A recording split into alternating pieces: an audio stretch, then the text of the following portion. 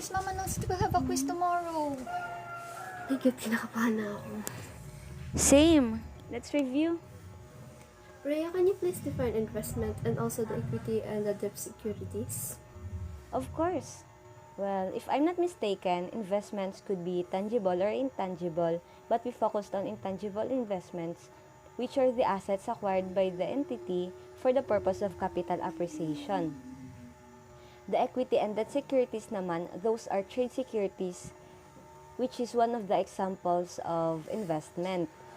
The equity securities, ito yung nagre-represent ito ng ownership interest, which means you have a right to share in the profit of the entity where you invested. And yung debt securities naman, ito yung investment payable by the other entity to you. Oh, now I understand it more clearly. Thank you, Rhea. No problem. Anyways, can anyone explain significant influence? Me, I know that. So, significant influence is the power to participate in the operating and financial policy decisions of an entity, but not to control them.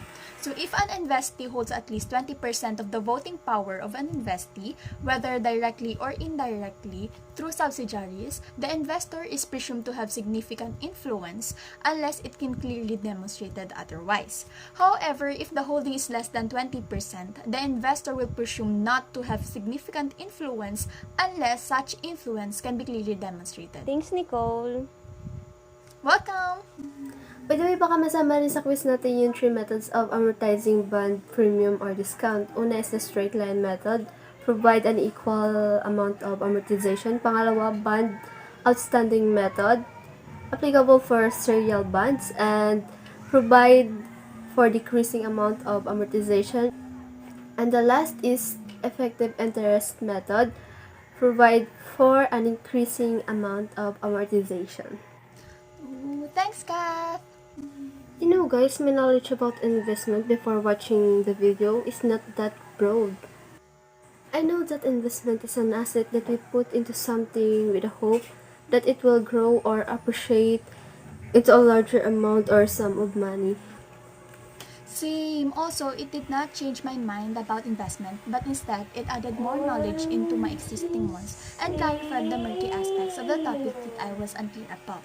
Thanks to the videos indeed. I agree with you, Nicole. It really helped us a lot. Also, thank you guys for helping me to understand the topic that wasn't clear to me. Now, there's nothing to clarify. Wait, I still have one question. Do those videos relate to anything from your past reading or learning experiences? Sure naman! Me, I remembered when we were tasked to do an analysis of financial statements in CFAS, I remember that I read about IFRS and one of them is the IFRS 9. How about you, Ray? Aside from our CFAs, I remembered our FINAC 3, which bonds and shares were introduced to us. I remember that also in our past lesson activities or assignment, something like that. At first, it's really hard to understand, but now it's clear in my mind. Let's rest now, so we have energy for tomorrow's quiz. So, ayun na, tumitikla ako madaling araw. Good night, na. everyone. Let's sleep na. God bless to us!